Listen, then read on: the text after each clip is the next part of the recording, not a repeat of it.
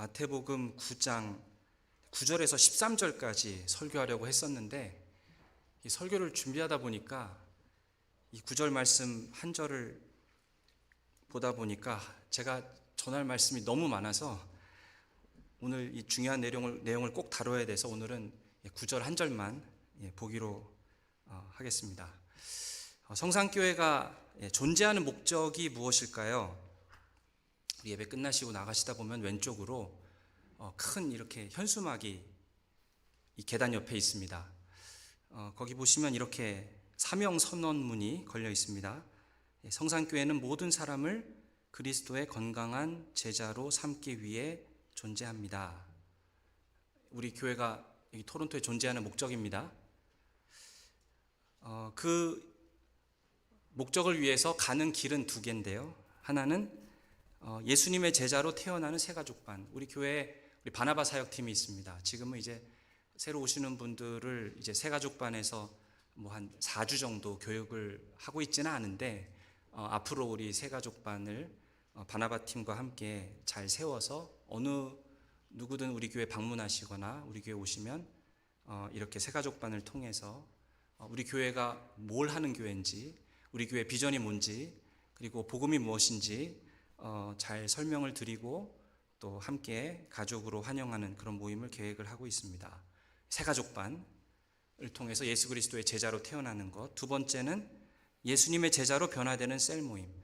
그래서 제자가 되어서 그리고 우리 교회 멤버가 되시면 그러면 이제 셀 모임으로 들어가게 되시는데요. 거기서 계속해서 예수 그리스도를 닮고 그리스도의 형상으로 변화되어 가는 것. 성산교회는 계속 이 방향으로 나아갈 것입니다. 성경에서 보통 많은 교회에 다니시는 많은 사람들이 이 불신자와 신자 그리고 제자, 이 세 가지 부류가 있다라고 생각을 합니다. 전에도 제가 말씀드렸지만 성경에 보면은 무리가 있고 제자가 있습니다. 그 말은 무리에서 예수 그리스도를 믿으면 제자가 되는 것입니다.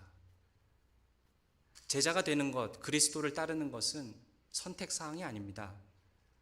예수를 믿고 내가 그리스도인이 되었으면 이제 내가 제자가 될 수도 있고 아닐 수도 있고 이런 것이 아닙니다. 예수를 믿으면 우리는 다 그리스도를 따르는 제자가 되는 것이죠. 많은 사람들, 교회 다니는 분들 중에 많은 분들이 그리스도를 믿지 않는 단계, 이제 예수를 믿는 단계, 그리고 좀 더 제자가 되는 단계, 이런 식으로 구분을 하는데 그것은 성경적이지 않습니다. 성경에서는 제자가 곧 크리스찬입니다.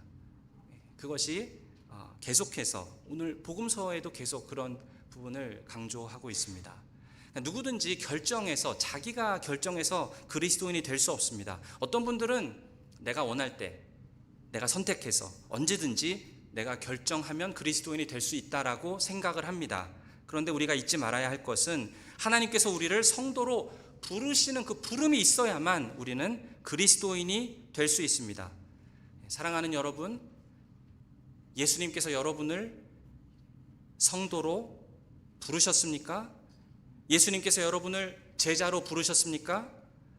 제가 오늘 본문을 통해서 정말 말씀드리고 싶은 것은 그리스도의 부르심은 주권적인 부르심이다라는 것입니다. 9절 말씀을 보시면 예수께서 그곳을 떠나 지나가시다가 마테라 하는 사람이 세관에 앉아있는 것을 보시고 이르시되 나를 따르라 하시니 일어나 따르니라. 9절 말씀은 마태가 어떻게 그리스도인이 되는가를 보여주고 있는 9절입니다. 예수님이 지나가시다가 마태라는 사람을 부릅니다. 이 부르심은 어떤 부르심입니까? 마태야, 이제 와서 나랑 종교에 대해서 한번 얘기해보자. 마태야, 너 생각이 어떤지 궁금하구나. 기독교에 대해서 한번 편하게 얘기 나눠보자. 이런 부르심이 아닙니다. 종교에 대한 너의 생각도 한번 들어보자. 그리고 내 생각도 한번 들어봐라. 이러시는 것이 아닙니다. 우리 함께 같이 토론해보자. 그래서 같이 결론을 한번 도출해보자. 이렇게 말씀하시는 것이 아닙니다. 예수님의 부름은 이것입니다. 나를 따르라. 이것은 삶 전체를 걸고 예수님과 함께하고 예수님의 가치관을 내 삶의 가치관으로 받아들이고, 그리고 예수님을 평생에 걸쳐서 따르겠다라는 그런 부르심입니다. 제자의 부르심, 제자로의 부름은 모든 것을 버리고 예수님을 가장 우선에 두는 것을 의미합니다. 마치 군대에 입대하는 병사와 같습니다. 자기 권리를 포기하고 오직 대장의 명령을 쫓아서 복종하고 지도자를 따르고 왕을 위해서, 나라를 위해서 싸우는 그런 부름과 같은 것입니다. 그리고 이 종과 주인의 관계라고도 할 수 있습니다. 모든 것이 내 주인의 소유이고 내 소유권은 없고 우리 주인에게 속해 있는 것이죠. 그리고 학생이 교수에게 배운다라는 의미도 있습니다. 그것이 부르심의 의미입니다. 선생님에게 배운다라는 것이죠. 그 말씀의 권위를 인정하고 가르치는 자의 지혜를 인정하고 배우는 것입니다. 나에게 와서 나에게 배우라 라고 말씀하시는 것이죠. 그래서 우리 주님께서 나를 따르라 라고 하시는 말씀은 주님을 나의 사령관으로, 주님을 나의 대장으로, 나의 왕으로, 나의 주인으로, 나의 선생님으로 인정하고 그 예수님을 따른다라는 뜻입니다. 내 삶 전체에 대한 부르심입니다. 주님을 따른다라는 것은 내가 예수님에 의해서 지배를 받는 것입니다. 그래서 사도 바울은 자기가 예수 그리스도의 종이라고 서신서에서 그렇게 자기를 자신 있게 감사함으로 소개합니다. 빌립보서 1장 21절에 보면은 이는 내게 사는 것이 그리스도니라고 말합니다. 이는 내게 사는 것이 그리스도니라는 말은 예수님이 내 삶의 전부다라는 뜻입니다. 바울은 예수님께 완전히 항복했고 전적으로 나는 주님의 것입니다 라고 말했어요. 예수님은 우리의 전부를 원하십니다. 내 마음을 원하십니다. 내 의지와 생각을 원하십니다. 예수님은 저와 여러분의 주인이십니다. 나를 따르라라는 부르심은 예수님이 나의 주인, 나의 왕, 그리고 나의 하나님이 되시는 명령입니다. 나를 따르라는 명령, 예수 그리스도의 제자가 되라는 명령입니다. 그러면 예수님의 제자란 무엇일까요? 누가 예수님의 제자입니까? 누가복음 17장에 보면은 이렇게 종이 고백하죠. 죽도록 충성한 후에 나는 무익한 종이라고 고백을 합니다. 그것이 제자입니다. 제자는 마치 나룻배와 같습니다. 사람들을 그리스도께로 데려다주고 자기는 빈배로 돌아오는 나룻배와 같습니다.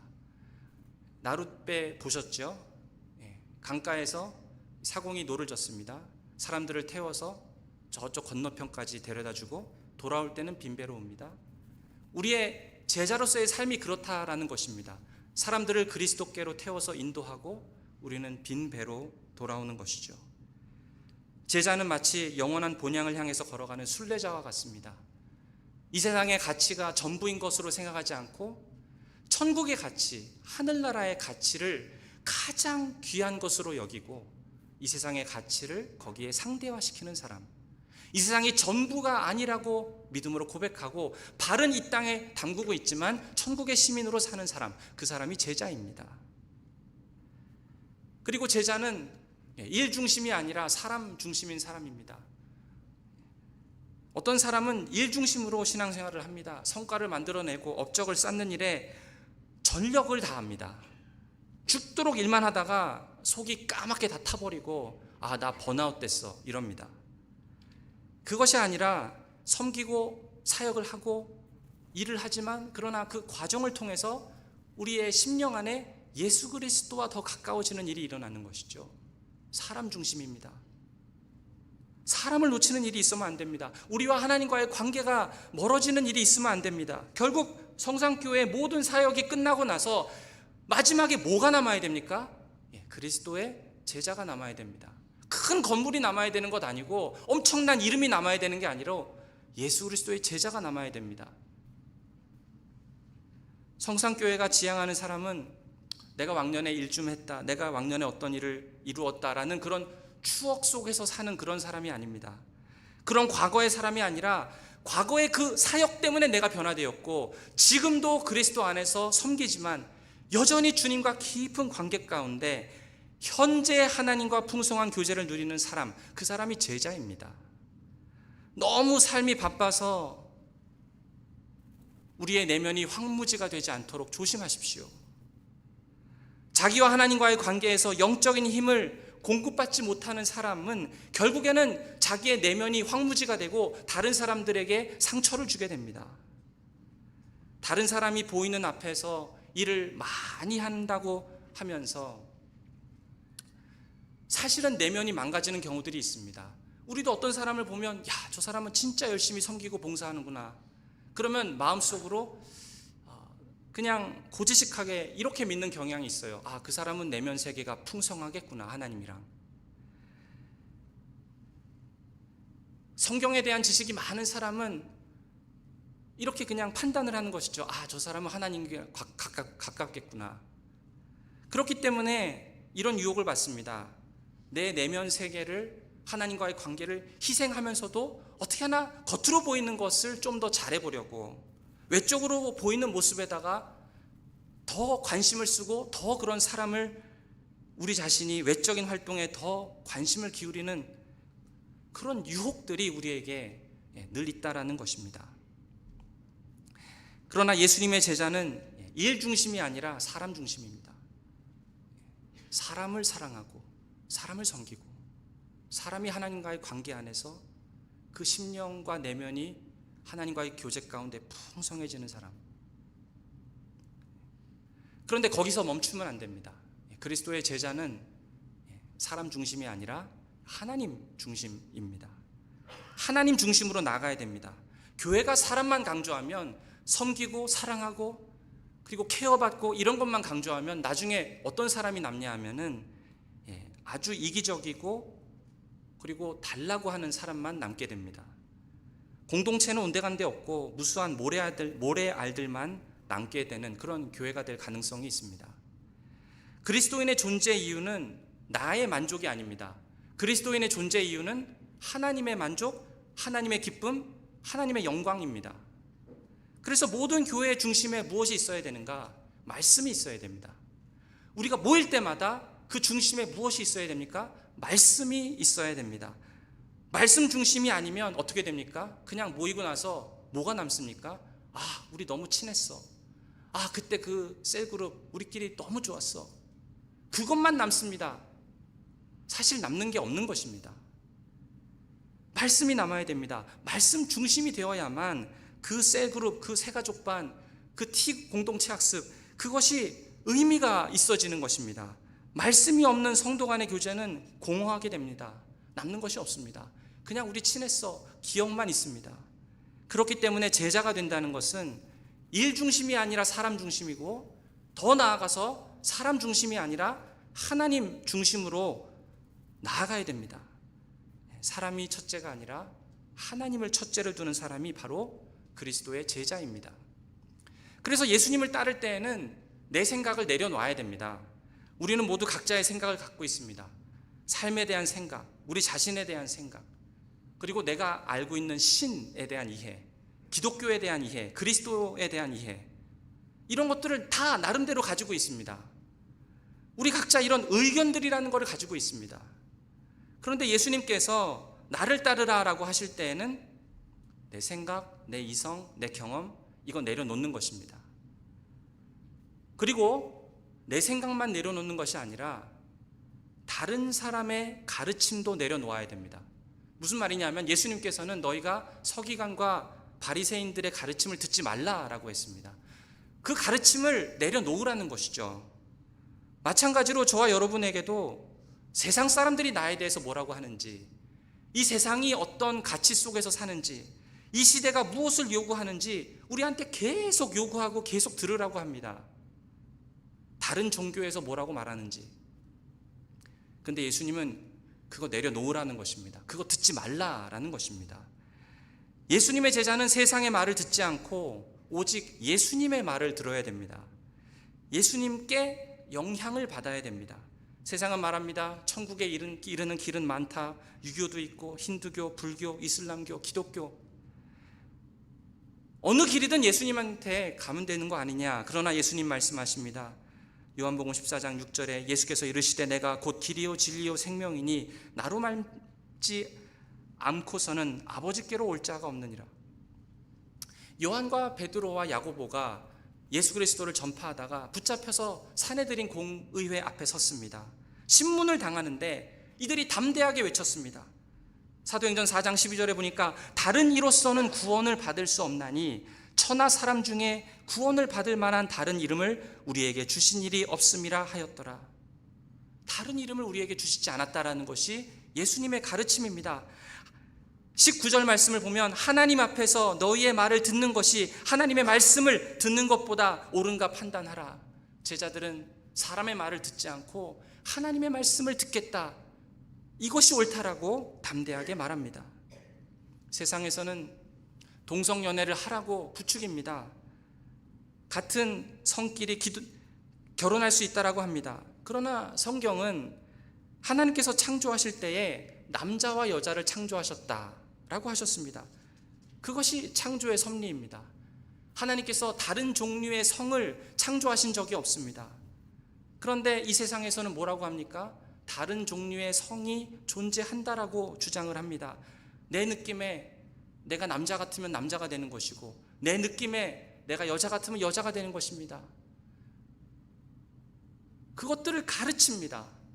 그러나 성경은 남자와 여자 이 두 가지 성만 하나님께서 창조하셨고, 여자로 태어났는데 나 느낌엔 난 남자 같아.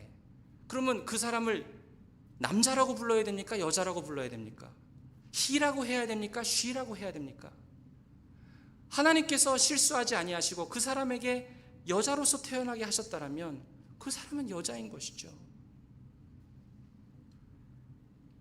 예수님께서 나를 따르라라고 하는 것은 예수님의 가르침 전체를 따르라라고 하는 요구입니다. 예수님의 모든 말씀을 듣는 사람이 제자입니다. 여러분은 예수님을 따른다고 하면서 예수님의 이런 말씀은 동의가 되고 예수님의 다른 말씀은 내가 동의할 수 없기 때문에 그건 따를 수 없다, 이것은 맞고 저것은 틀리고 내가 선별해서 따르겠다라는 것이 아닙니다. 여러분이 그렇게 하는 순간 여러분은 여전히 예수의 스승이 되는 것입니다. 예수님을 판단하고 있는 자리에 앉아 있는 것입니다. 그러나 우리가 판단해야 될 것은 예수님이 아니라 세상입니다. 주님이 아닙니다. 세상의 뉴스를 읽고 세상이 말하고 있는 이 시대의 풍조와 가치가 무엇인지 우리가 들어야 됩니다. 알아야 됩니다. 그러나 중요한 것은 거기에 영향을 받아서는 안 됩니다. 말씀으로 분별해야 됩니다. 하나님의 선하시고 기뻐하시고 온전한 뜻이 무엇인지 분별해야 됩니다. 하나님께서는 변화산에서 분명한 음성으로 제자들에게 이렇게 말했습니다. 이는 내 사랑하는 아들이요 내 기뻐하는 자니 너는 그의 말을 들으라. 하나님께서 그렇게 말씀하셨습니다. 너는 내 아들 예수의 말을 들으라. 다른 것에 귀를 기울이지 말아라. 내 생각을 멈추고 예수님의 말씀, 성경이 무엇을 이야기하는지 오직 예수님에게 영향을 받고 그분께 귀를 기울여야 됩니다. 성경은 우리를 보고 너희가 길을 잃었다라고 말합니다. 인자는 잃어버린 자를 찾아 구원하기 위해서 왔다라고 말씀합니다. 우리 모두는 길을 잃었습니다. 모든 좋은 지식과 이해력을 갖고 있는데 그런데 길을 잃었습니다. 길을 잃었다라는 것은 하나님을 모른다라는 것입니다. 이 삶을 사는 법도 모릅니다. 어떻게 해야 잘 죽는 법도 모릅니다. 우리는 무지합니다. 우리는 길을 잃었습니다. 예수님은 말씀하십니다. 내 말을 듣고 내 가르침을 따르라. 너는 잃어버린 자이고 죄인이고 그것 때문에 정죄받았다. 너는 정죄 아래 있다라고 예수님 말씀합니다. 나는 세상을 심판하려 함이 아니요 세상을 구원받게 하려고 왔다 말씀하십니다. 요한복음 3장 18절은 말합니다. 그를 믿지 않는 자는 심판을 받지 아니하는 것이요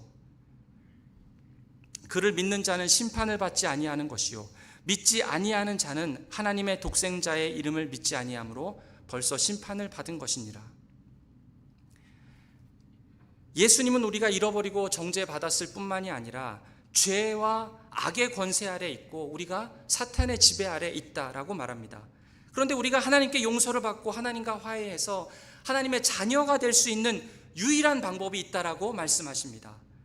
하나님의 아들인 예수 그리스도께서 우리의 죄악을 대신해서 십자가에서 제물로 자기 자신을 드렸습니다. 무엇 때문입니까? 내가 받아야 될 형벌 때문이었습니다. 우리가 받아야 될, 우리 모두가 각 사람이 받아야 될 형벌을 예수님께서 대신 받으신 것입니다. 그리고 예수님께서는 누구든지 회개하고 주님께 돌아오는 자들에게 죄사함과 용서의 은총을 허락해 주십니다. 이것이 예수님께서 말씀을 통해서 가르쳐 주신 것입니다. 나를 따르라 라고 하실 때 하나님께서는 저와 여러분이 자기를 부인하기를 원하십니다. 나를 따르라. 너 자신과 너의 생각과 너가 좋아하는 것, 너가 싫어하는 것, 이것 자체도 다 부인하고 세상에 아주 고귀하고 세련돼 보이는 사람들이 너를 어떻게 판단하고 조롱한다 할지라도 그 십자가를 져라. 술 취함, 불륜, 결혼하지도 않았는데 하는 동거, 세상의 즐거운 것들이 우리를 유혹한다 할지라도 그것들 따라다니며 살지 말아라 라고 하십니다. 그런 것들과 상관하지 말아라. 너 자신을 부인하라. 십자가를 지라. 나를 따르라. 내가 이 세상에 걸었던 그 길을 너가 걸어가라. 나를 따라오너라. 주님께서 우리를 부르실 때 요구하시는 것은 우리의 마음, 우리의 의지, 우리의 생각, 우리의 모든 것을 요구하십니다. 이것이 주님의 부르심의 본질입니다. 예수님은 마태에게 와서 나를 따르라 라고 했습니다. 그리고 마태는 일어나서 예수님을 따랐습니다. 여러분은 예수님의 음성을 들으셨습니까? 당신을 부르시고 나를 따르라고 말하는 그 음성을 들었습니까? 주님, 제가 나아갑니다. 주님께 나아갑니다. 갈보리에서 흘린 보혈로 나를 깨끗이 씻어 주옵소서. 이제 다른 것조차 살 수 없습니다. 주님만 바라보고 따라가겠습니다. 이 세상의 길이 아무리, 주께서 인도하시는 그 길이 아무리 협착하고 좁아도 걷다가 비틀거릴지라도 주께서 내 갈 길 보여주시고 인도하여 주실 줄로 믿습니다. 나중에 내 믿음이 약하여 내가 주님을 떠날까 나도 자신할 수 없습니다. 그러나 그때에도 주님께서 나를 붙들어 주실 줄로 믿습니다. 내가 외롭고 지칠지라도 나는 주님을 따라가겠습니다.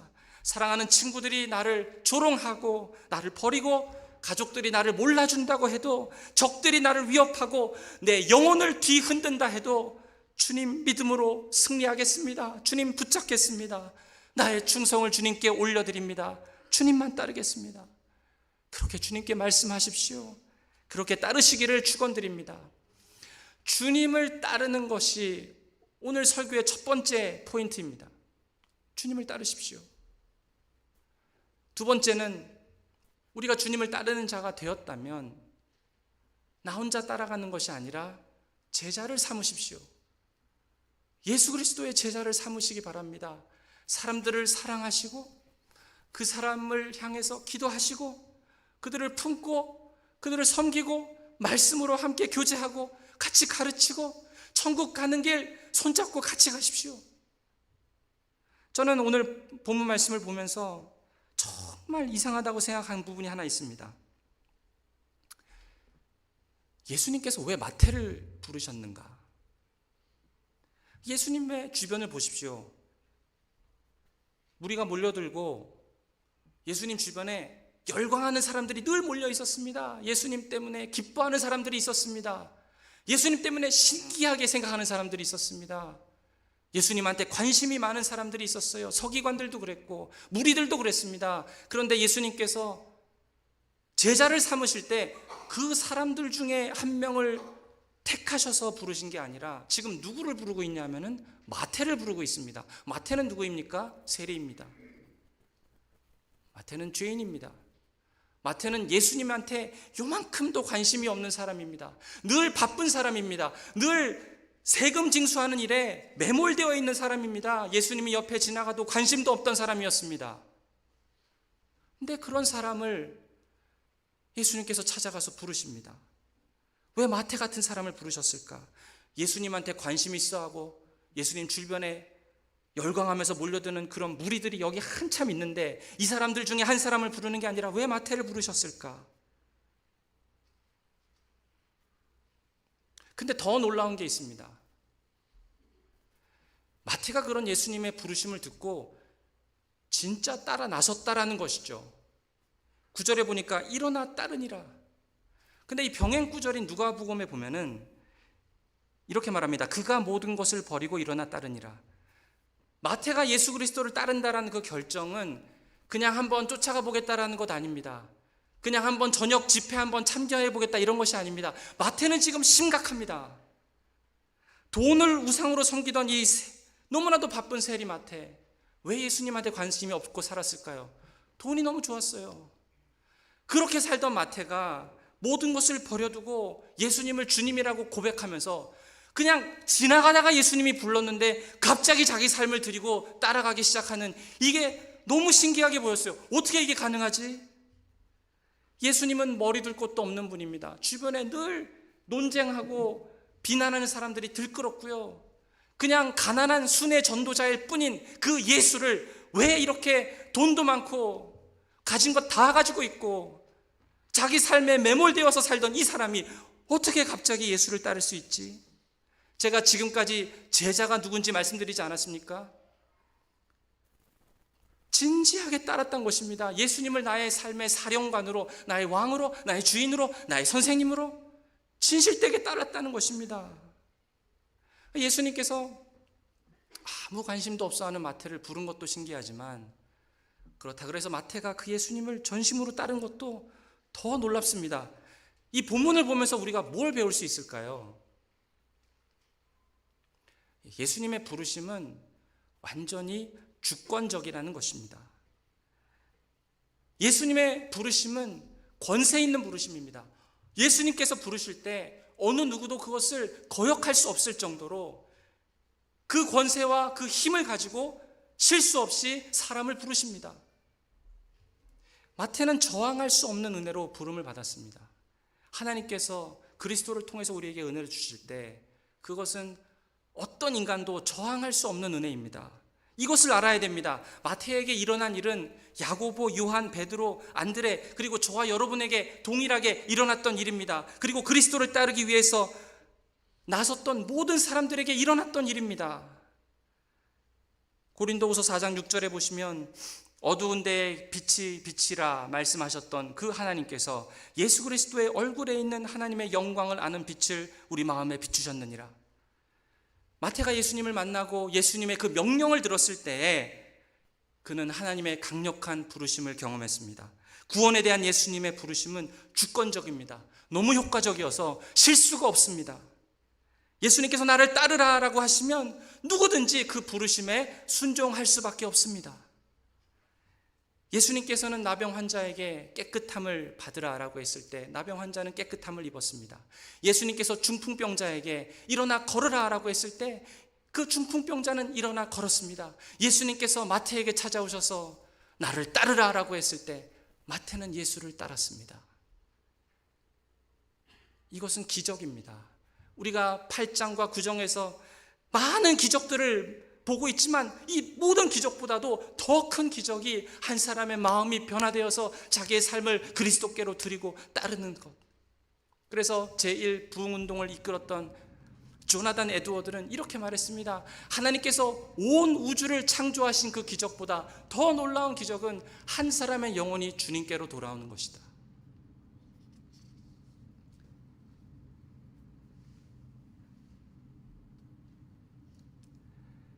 마태를 부르시는 예수님의 모습을, 예수님의 부름을 한번 생각해 보십시오. 예수님께서는 어떤 사람도 부르십니다. 예수님의 부르심에는 제한이 없습니다. 예수님에게 무관심한 사람,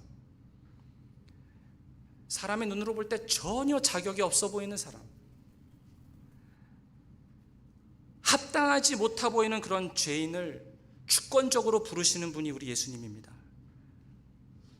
내 주변에 믿지 않는 형제, 우리 자녀, 믿지 않는 분을 떠올려 보십시오. 그 가족을 생각해 볼 때 만약에 주님의 부르심이 이런 부르심이라면 우리에게는 여전히 소망이 있습니다. 결코 주님의 부르심에서 너무 멀리 간 사람이 없다라는 이 사실을 믿으시기 바랍니다. 저와 여러분이 구원받은 이유를 여러분 아십니까? 우리가 왜 구원받았을까요? 우리가 선택해서 믿었기 때문도 아니고요. 우리가 예수님한테 관심을 많이 보이고 살았기 때문에 그래서 우리가 구원받은 것일까요? 그동안 착하게 살고 의의를 잘 쌓아왔기 때문에 하나님께서 보시고 아이고 이제 너 구원받아야겠다 이러신 걸까요? 우리가 다른 사람들보다 더 천국에 가까워 보이는 그런 모습들을 보여줬으니까 하나님께서 우리를 구원시켜 주신 걸까요? 그런 것 아닙니다. 우리가 왜 구원을 받았습니까? 이유를 아십니까? 우리가 구원받은 이유는, 그 이유는 우리는 모릅니다. 왜 나 같은 죄인을 사랑하셨을까? 우리가 구원받은 이유를 모르는 것이 맞습니다. 왜 날 사랑하셨고 이런 죄인을 구원해 주셨는지 그 이유를 우리는 알 수가 없습니다. 그렇기 때문에 아직 믿지 않는 사람 보고 왜 저 사람은 아직도 정신 못 차리나? 왜 저 사람은 아직도 저러고 있나? 왜 저 사람은 아직도 회개하지 않고 주님께 돌아오지 않고 있어? 그렇게 정죄할 수 없습니다. 그렇게 말할 수 없어요. 하나님께서 한 사람을 구원하시려고 하고자 한다면 그 사람의 모습이 어떠한가에 상관없이 그런 사람의 모습에 하나님께서 무슨 영향을 받아가지고 결정하시고 구원을 베푸시는 그런 분이 아닙니다. 하나님의 주권적인 부르심은 너무 주권적이어서 철저한 자유 가운데 우리를 구원하십니다. 하나님의 결정은 철저한 자유 가운데 우리를 선택하세요. 하는 거 봐가면서 구원시키는 분이 아닙니다.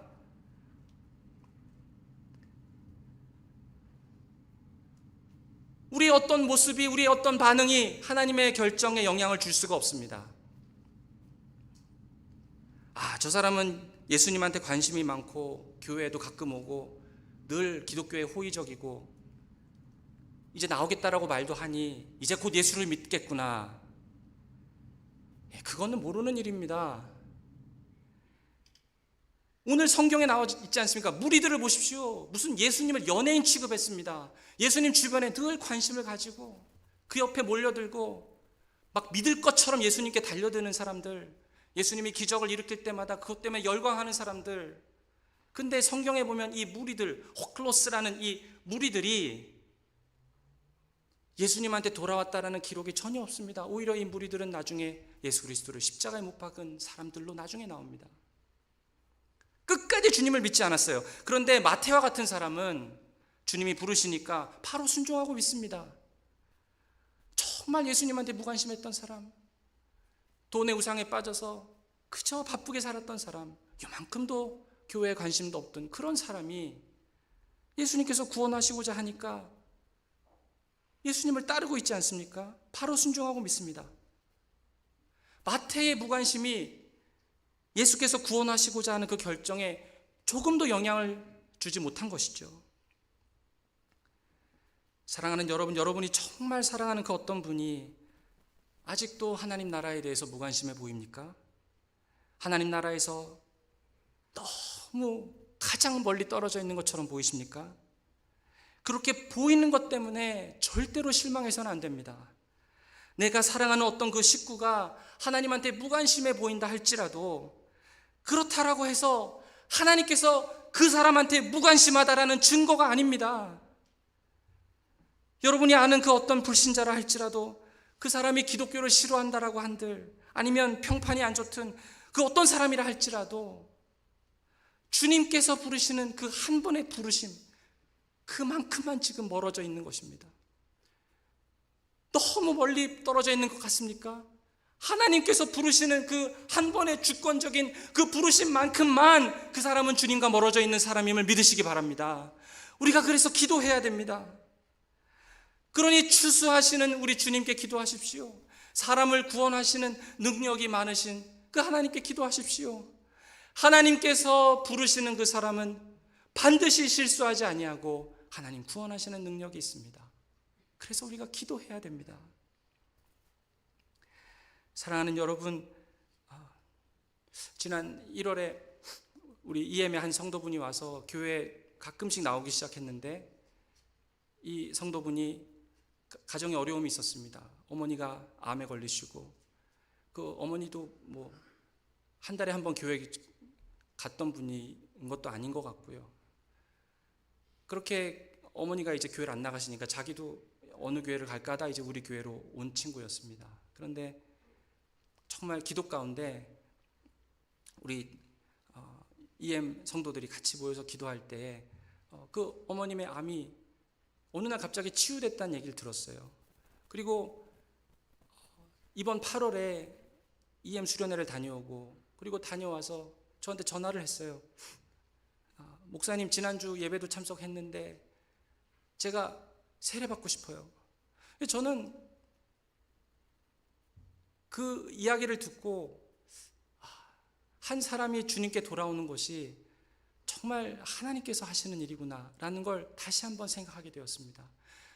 하나님께서 마태를 부르시고 한 사람을 주님께로 돌아오게 하는 것, 그 동일한 일이 그 형제에게 일어났고 또 그 동일한 일이 저와 여러분에게 일어난 것이죠. 사랑하는 여러분, 우리 교회는 한 영혼이 교회로 인도하심을 받아서 예배를 통해서, 그리고 새가족반과 셀 모임을 통해서 한 사람의 영혼이 예수 그리스도의 제자로 태어나고, 그리고 계속해서 주님을 닮아가는 그런 삶을 사는 것, 그것이 이 교회가 나아가야 될 방향입니다. 그것을 위해서 저희가 기도해야 됩니다. 한 사람의 건강한 그리스도의 제자가 세워지는 것, 예수 그리스도를 닮는 그런 사람을 세워가는 그런 교회, 그것이 우리 교회가 나아가야 될 방향입니다.